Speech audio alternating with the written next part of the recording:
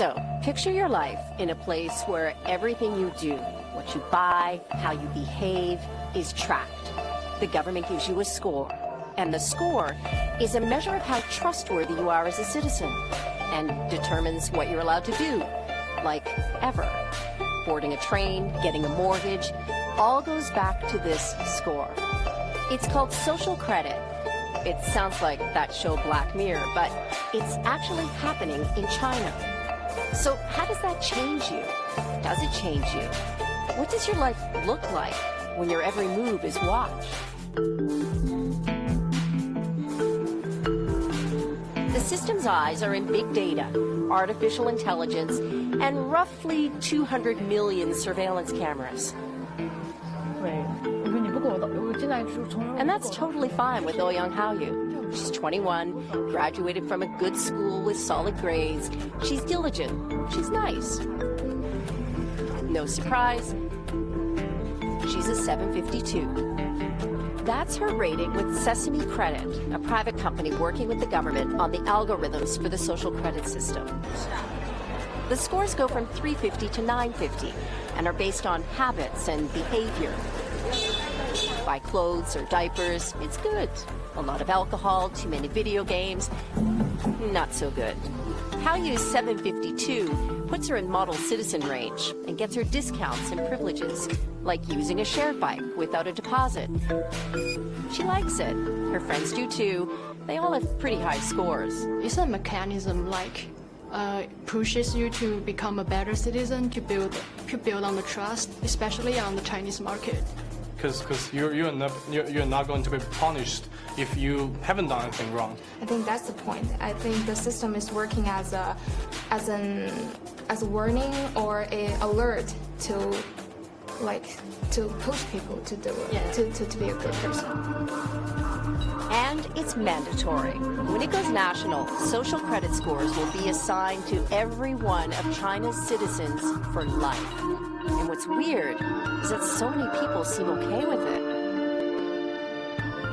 It's complicated, but China went from extreme poverty to economic giant pretty quickly. A credit history system didn't grow at the same pace, so people would default on loans and get away with it. Add in scandals around fake food, tainted baby milk, counterfeit goods, and what you've got is a big problem with trust. So, in 2014, the Communist Party called for a system to allow the trustworthy to roam everywhere under heaven while making it hard for the discredited to take a single step. The model is a place called Rongcheng. It's in Shandong province. It's orderly. Streets are spotless. Cars slow down, which is unheard of in China. Words like honesty and credibility appear on propaganda posters. Display cases show pictures of Rongcheng's most honored citizens. You start with 1,000 points, and you can print out your report anytime. You lose points for things like jaywalking, littering, tossing cigarette butts, or spreading rumors. Cameras do a lot of the surveillance work, but it's pretty analog too, like posters that list the ways you can gain or lose points. And each night, local TV shows the surveillance highlights of the day. And then there's Zhou Aini. She's an information collector, a paid enforcer who walks around and writes down deeds about her neighbors. Like the man who carried a drunk person home. Things like this are good deeds, she said. But the farmer overheard swearing and being rude? Yeah, bad deeds. Her quota is 10 a month. She likes the work, thinks the city's better for it. The thing about the social credit system is that there isn't one single system. Not yet. Different places have different rules. So what do you do if you have bad social credit? Well, for one, you talk about it on Weibo, which is like Twitter. There are forums for discredited people to vent and get advice. In Chongqing, we hooked up with Huang Huijun. He had a business until he was sued by a client, and Huang refused to pay 90 grand to settle it. So the court put him on a social credit blacklist, and things got way worse. He He explains that being blacklisted means he can't buy airplane or train tickets. When he tries, a message pops up saying he's discredited.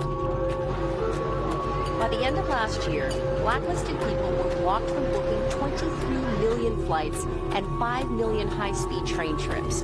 And the list goes on. Being discredited makes it hard to get a job, a loan, a hotel room, or put kids in certain schools. Then there's the public shaming. Photo galleries of blacklisted citizens. There's even an app that shows who around you is in debt. In China, being monitored is nothing new. But algorithmic surveillance makes it possible to to build detailed profiles of people, especially the ones not loyal to the government. Of all the video surveillance cameras on the planet right now, nearly half of them are in China. Are people bothered by privacy concerns? So we think the lot of cameras keep the safety is really good things. A lot of people, we can accept it. And cameras are getting smarter. So the information that comes up from my image identifies that I'm female, middle-aged, talks about whether I'm wearing glasses, the shape of my face. AI is taking them next level. They can do more than just see. They actually understand who they're seeing. So at what point can the technology know too much? Does it already? Most time, people don't care about it. But if the technology learns too much, for example, cross the red line, it's not very good. How far off are we from needing to draw those red lines? It's very hard to say. I think maybe decades, I mean 10 years or 20 years, 15 years, maybe. That's not very long. Yeah. It's coming. It's coming. And where does it all go?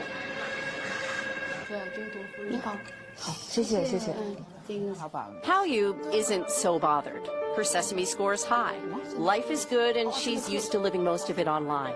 Soon, her education and medical records and any run-ins with the law will factor into her social credit score.